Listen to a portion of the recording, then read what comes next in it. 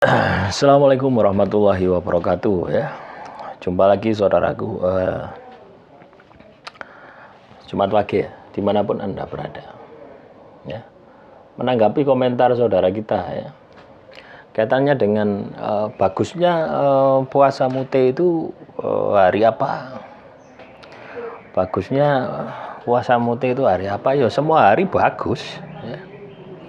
Semua hari bagus. Inilah ya teman-teman Jumat Wage ya. Kadang kalau kita itu belum melakukan itu mikir sing aneh-aneh gitu. Ya. Yang penting Anda ini puasa mute gitu.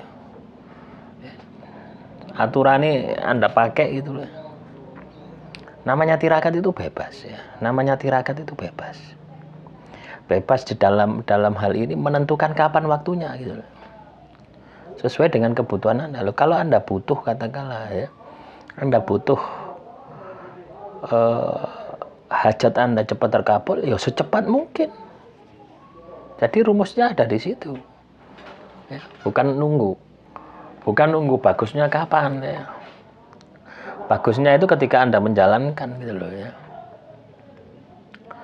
Terus juga ini ya, puasa mute hari terakhir apakah harus bergadang? Lo ngapain bergadang? Ya. Nah, ketika Anda laku ya Anda harus zikir wirid gitu loh ya. Jadi puasa mute ini untuk menghimpun energinya, wirid ini doanya, ya, terserah apa yang mau Anda doakan. Ya. Untuk kepentingan Anda ya. Misalkan doa apa ya? Supaya rezeki lancar misalkan. Ya, baca sholawat misalkan. Nah itu diperbanyak, wirid-wirid zikir itu diperbanyak sambil puasa mute. Kapan waktunya? Ya sebanyak-banyaknya setiap saat. Ya, misalkan Anda ini puasa mute ya, pagi kan kerja ya, pagi sampai sore bekerja. Ya setelah bekerja, setelah di rumah itu, ya, nah itu Anda bisa wirid zikir. Ya, jadi seperti kehidupan biasa gitu loh. Ya, jangan tunjukkan bahwasanya Anda ini sedang puasa mute, itu jangan. Ya, cukup Anda dan Tuhan yang tahu gitu loh ya. Cukup Anda dan Tuhan yang tahu ketika Anda puasa mute. Ya. Semakin Anda sembunyikan, ya, itu semakin bagus. Ya, ini percaya puasa mute untuk kerejekian bagusnya hari apa, Pak D. Nah, lucu orang ini. Bagusnya hari apa? Ya hari ini bagus. Anda mulai hari ini puasa mute bagus. Ya. Orang itu terjebak di situ ya. Kebanyakan orang itu terjebak di situ. Ya, puasa mute itu harinya yang bagus hari apa? Satu itu. Doanya yang bagus doa apa? Gitu. Tapi tidak pernah berpikir bagaimana supaya ya, laku yang Anda lakukan itu bagus. Ya, supaya ketika Anda membaca doa itu bisa bagus. Ya. Tidak pernah berpikir di situ. Ya, hanya berpikir kemanfaatan misalkan. Sama seperti ini ya, saya ilustrasikan. Ini gunting, ya. Ini bagusnya gunting ini, ya, manfaatnya untuk apa? Ya. Tapi tidak pernah berpikir bagaimana supaya bisa menggunakan gunting ini supaya bisa bermanfaat. Anda memahami ini, konsep ini, ya. Maka saya yakin apapun amalan yang Anda lakukan pasti berhasil, gitu ya. Ya. Kan kita kebanyakan manfaat gunting itu untuk apa? Untuk memotong, untuk macam-macam ya. Kan seperti itu kan? Sama halnya dengan puasa mute. Bagusnya hari apa? Sama dengan itu. Tapi Anda tidak pernah berpikir bagaimana menggunakan gunting ini supaya bisa bermanfaat. Cara memegangnya, ya, cara mengasahnya misalkan. Atau peruntukannya gunting ini, gunting kertas atau gunting baja, gunting macam-macam. Itu Anda tidak memahami itu malah hanya tahu manfaatnya, tahu kegunaannya, tapi tidak bisa menggunakannya gitu loh. Ya, inilah yang salah gitu loh.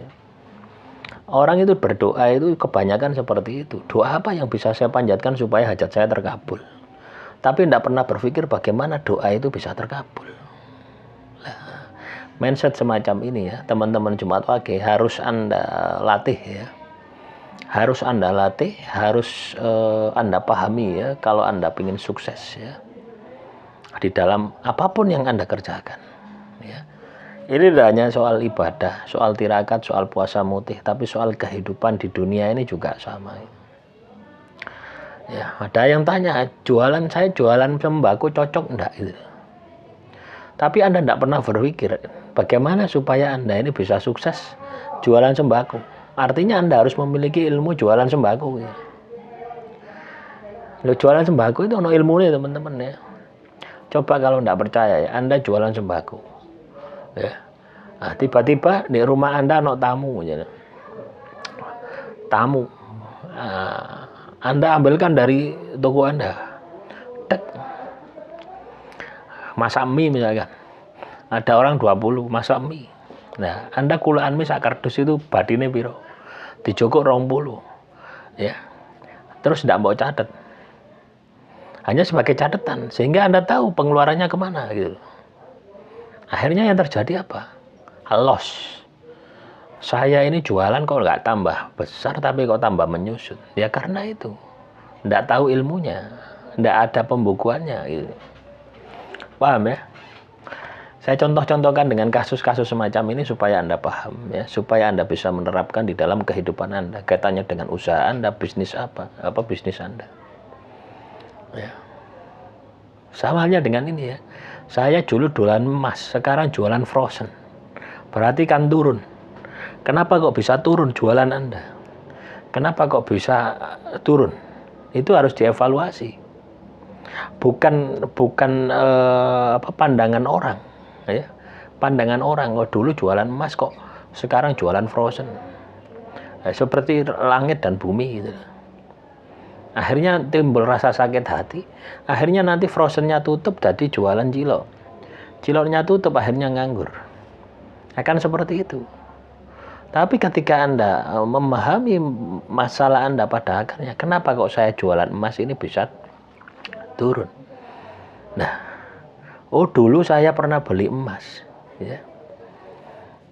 Beli emas di seseorang, ada unsur penipuannya, gitu.